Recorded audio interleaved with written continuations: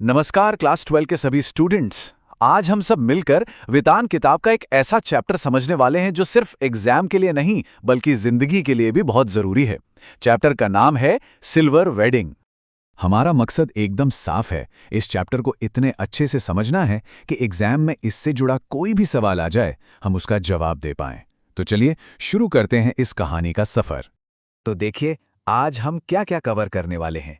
सबसे पहले लेखक और कहानी के बारे में जानेंगे, फिर कहानी के मेन कैरेक्टर यशोधर बाबू से मिलेंगे, उसके बाद पीढ़ियों के टकराव को समझेंगे, फिर उस सिल्वर वेडिंग पार्टी के बारे में बात करेंगे जो कहानी का टर्निंग पॉइंट है, कहानी का गहरा मतलब समझेंगे और आखिर में एग्जाम के लिए सबसे जरूरी बातें डिस्कस करेंगे।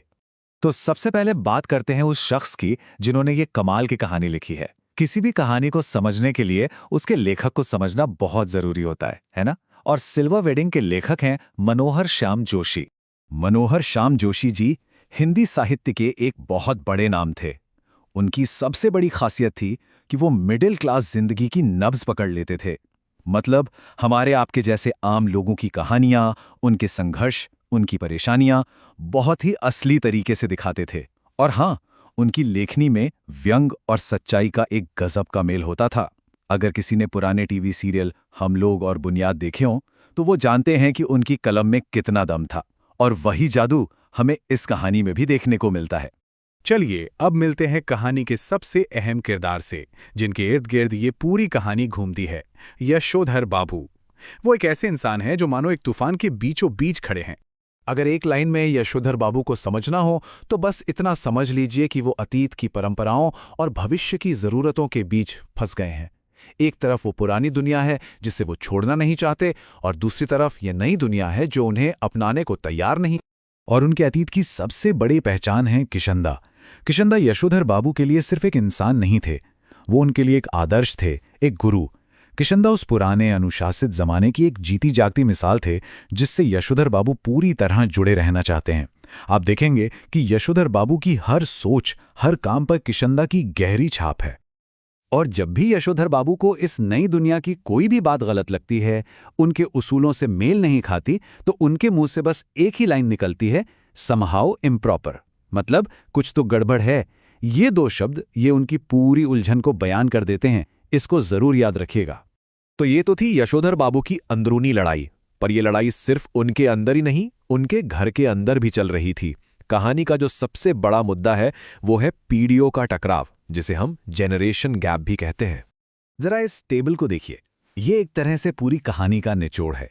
एक तरफ है यशोधर बाबू जो अतीत को कसकर पकड़े हुए हैं, दूसरी तरफ है उनके बच्चे जो पूरी तरह से भविष्य की तरफ भाग रहे हैं, और इन दोनों के बीच में है उनकी पत्नी जो बच्चों की खुशी के लिए खुद को बदल रही हैं, एक पुल की तरह काम करने की कोशिश कर रही हैं।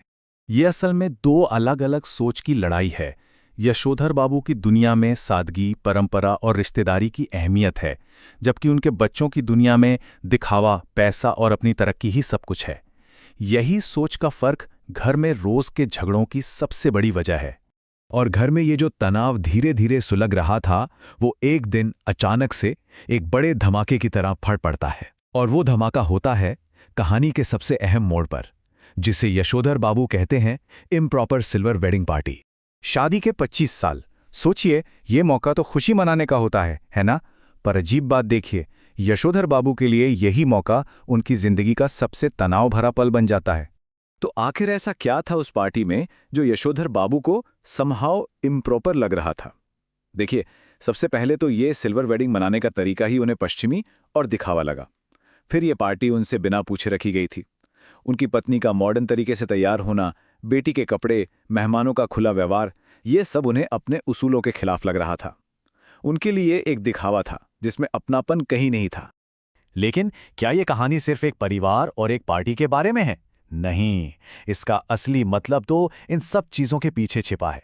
चलिए अब उस गहरे अर्थ को समझते हैं। कहानी में एक और बहुत छोटा सा लेकिन बहुत गहरा वाक्य है, जो हुआ होगा। इस लाइन का असली मतलब क्या है? यह सवाल हमें कहानी की आत्मा तक ले जाता है। इसे बहुत ध्यान से समझिएगा। ये लाइन तब आती है जब यशोधर बाबू अपने आदर्श किशंदा की मौत की वजह पूछते हैं, तो उन्हें जवाब मिलता है, जो हुआ होगा। ये 3 शब्द आज के समाज की सच्चाई दिखाते हैं कि कैसे लोग एक दूसरे से बेपरवाह हो गए हैं, कैसे हमारे बुजुर्ग अकेलेपन का शिकार हो रहे हैं। ये सुनकर यशोधर बाबू अंदर तक हिल जाते हैं, क्योंकि उन्हें डर लगता है कि कहीं कल उनका भी यही हाल ना हो।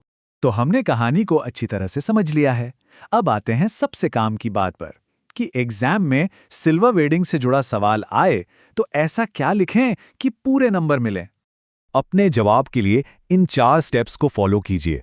पहला, पीढ़ियों के टकराव यानी जनरेशन गैप पर जरूर लिखिए।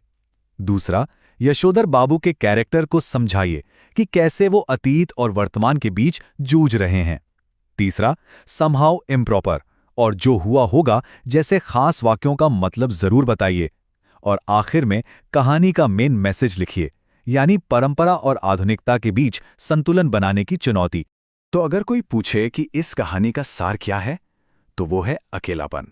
ये कहानी बताती है कि जब इंसान वक्त के साथ बदलने और अपनी जड़ों से जुड़े रहने के बीच में बैलेंस नहीं बना पाता, तो वो अकेला रह जाता है। ठीक वैसे ही जैसे यशोधर बाबू अपने ही घर में अजनबी बन जाते हैं। और मैं आप सबको एक सवाल के साथ छोड़ के जा रहा हूं, सोचिएगा जरूर। क्या हमें अपनी परंपराओं को मजबूती से पकड़े रहना चाहिए, या फिर समय के साथ बदलना ही अपनों से जुड़े रहने का सही तरीका है? इस कहानी की सबसे बड़ी खासियत यही है कि ये सवाल आज भी हम सबके लिए उतना ही जरूरी है।